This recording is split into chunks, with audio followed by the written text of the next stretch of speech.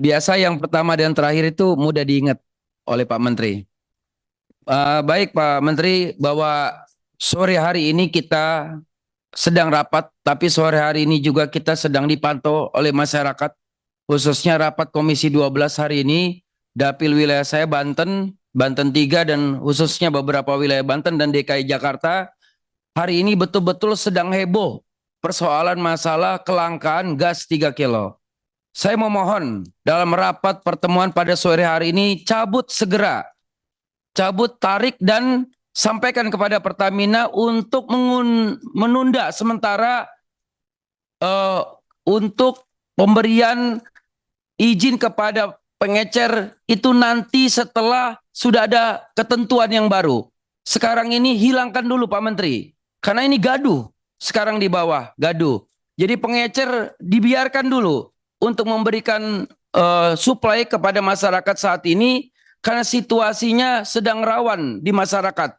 Terutama beredarnya melon 3 kilo pink, yang warna pink ini. Jadi ini pink perang sama kuning ini. Nah ini ya kan. Nah ini pink perang sama kuning. Nah, jangan sampai kalah kuning. Nggak boleh kuning kalah. Nah tolong Pak Menteri ini jadi pink. Ini pink yang beredar. Jadi mohon Pak Menteri ini segera hari ini juga selesai rapat. Mohon kiranya apa yang terjadi di masyarakat hari ini kita selesaikan hari ini. Ikan sepat, ikan gabus. Biar cepat asal bagus Pak Menteri. Itu mungkin yang pertama Pak Menteri. Lalu yang berikutnya terkait masalah Permen nomor 14 Pak Menteri tahun 2024 yang terkait pemanfaatan air tanah.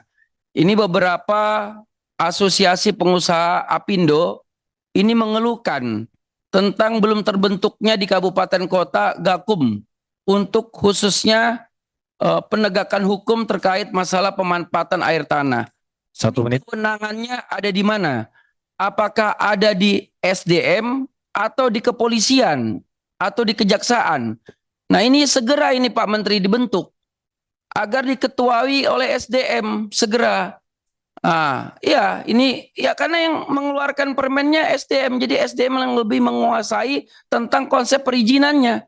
Kalau tidak, ini banyak sekali perusahaan yang hari ini kena sanksi pidana. Sementara sektor usaha sekarang lagi nggak baik-baik saja Pak Menteri.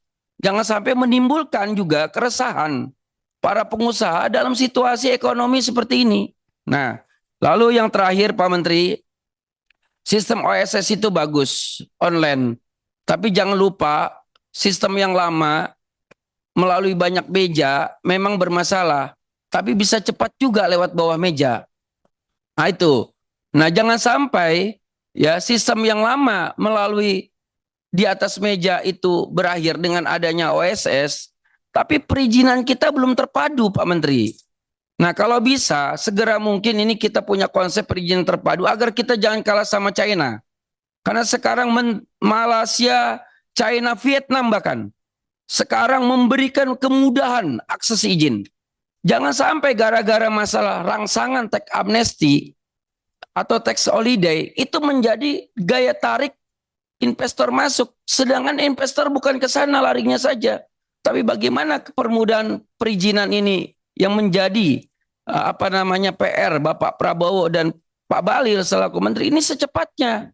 Karena kemarin kita kunker dengan PT Pale saja, mereka cerita izin itu satu dibuatnya PT, tapi terusan izinnya bisa 138.